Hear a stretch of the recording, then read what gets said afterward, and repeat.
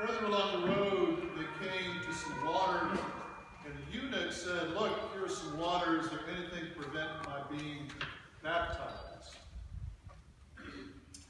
As some of you know, I was not raised in the Episcopal Church, but in the Church of Christ, which is a conservative denomination with a fairly unique set of practices, one of which is what we call believer baptism, which meant that people would stand up and express their desire to be immersed in water publicly, usually as a part of a Sunday morning service.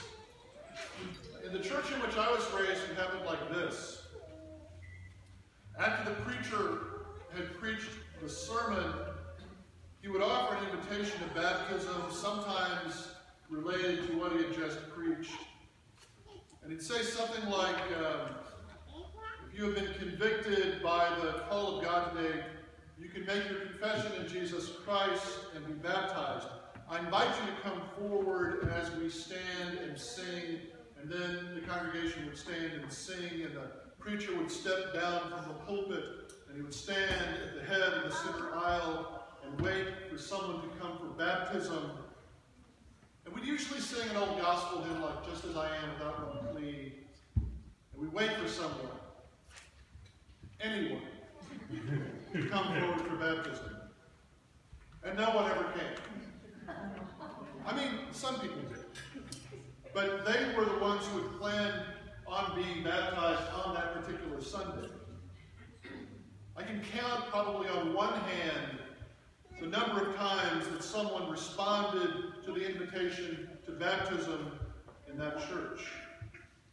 When that happened without being planned, it had that sort of out of the ordinary feeling that something wasn't quite right.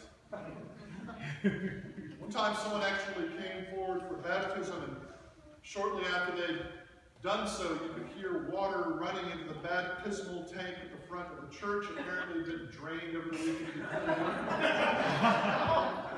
Nobody had thought that we should have it refilled for Sunday morning, because everybody knew that nobody was going to respond to the invitation to baptism.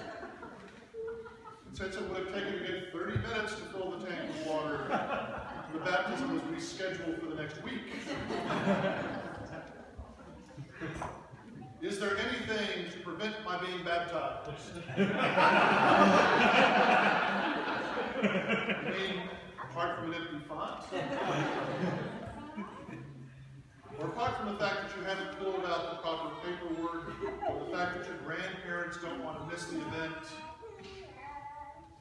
Let's reframe the question just a little bit. Is there anything to prevent God from acting in my life? What is it that prevents us from responding to the call of God's love in any area of our lives? It could be feelings of unworthiness, or the death of hope, or the endless waiting for what we suspect might never come.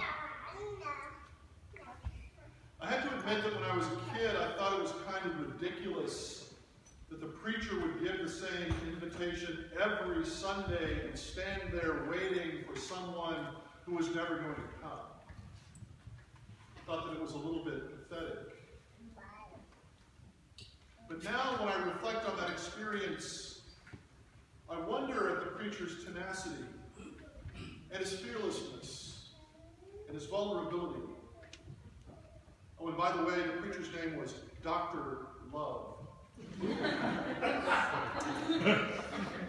Love never stopped waiting. Love never stopped hoping. Well, what about us?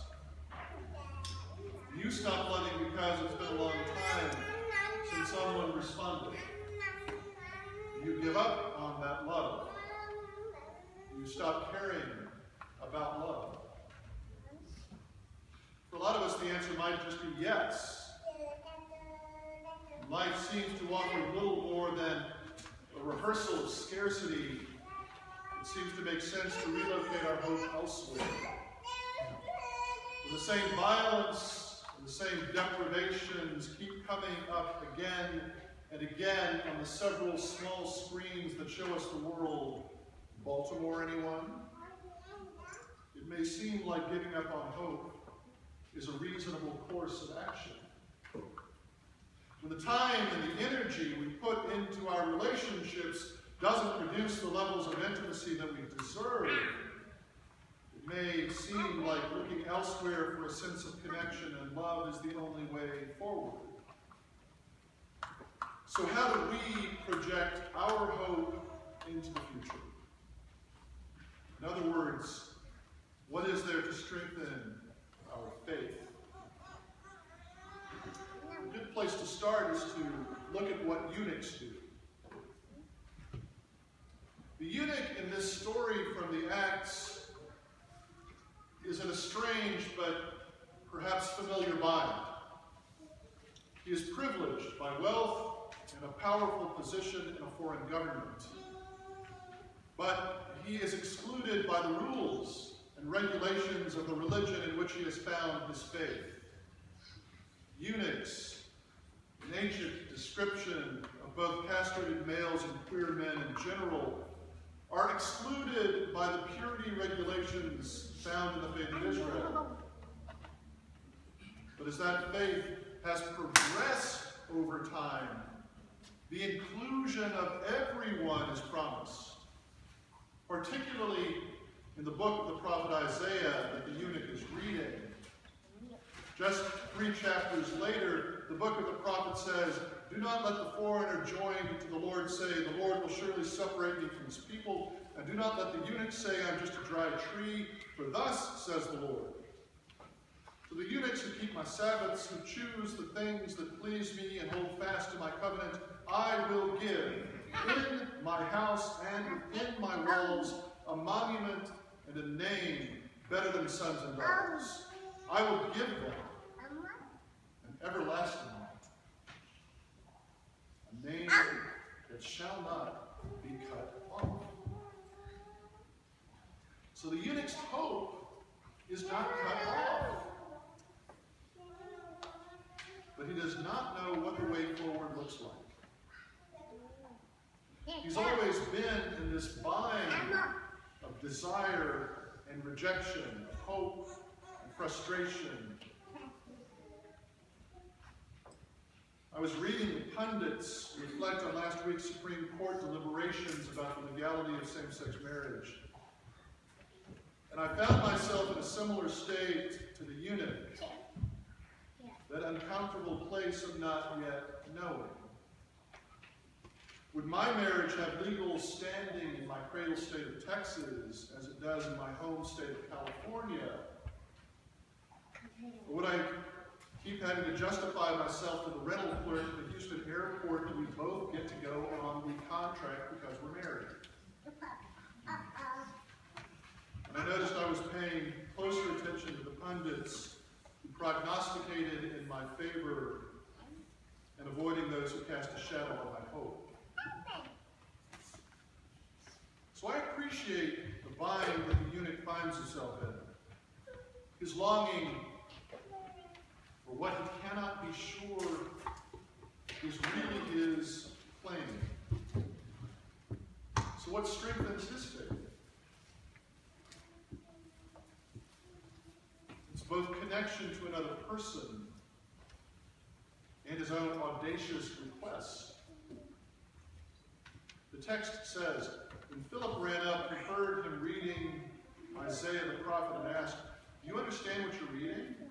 He replied, "How could I unless I have someone to guide me?" So he urged Philip to get in and sit by his side. It's in that connection between the two men that hope begins to dawn on the eunuch.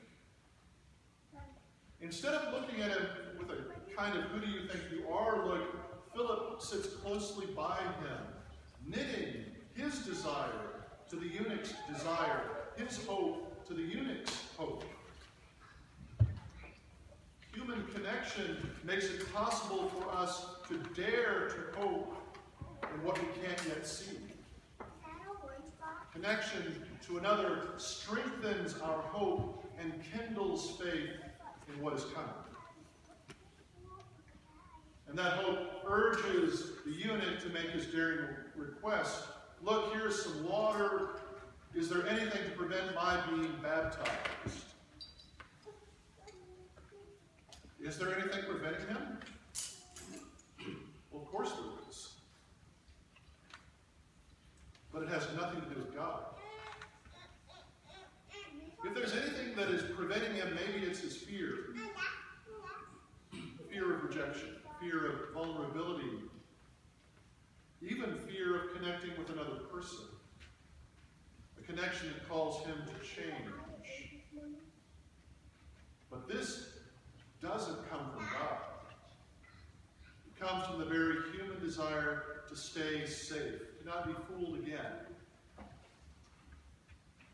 And we're kidding ourselves if we don't admit that fear is powerful. But if the resurrection says nothing else, it says that fear cannot be the thing by which we choose to live our lives. Because if it is, then nothing ever changes. Courage, being seen and heard despite the risks of emotional exposure, courage strengthens our hope and kindles faith in what is coming. The story of Philip and the eunuch ends in this deliciously ambiguous way. Maybe it's the same sense that Dr. Love had every Sunday, standing there waiting for someone, anyone, to come and be baptized. The text says, after they had come up out of the water again, Philip was taken away by the Spirit of the Lord, and the eunuch never saw him again, but went on his way rejoicing. Because it isn't in staying stuck in the past, in the events that recreate us, that we will find our joy. It's in moving into the future. Moving into the future and finding new ways to make connection. Making connection with others, with strangers, as well as friends. And then asking even more audacious questions. Because it is for this joy, that God creates us. It is for the joy of asking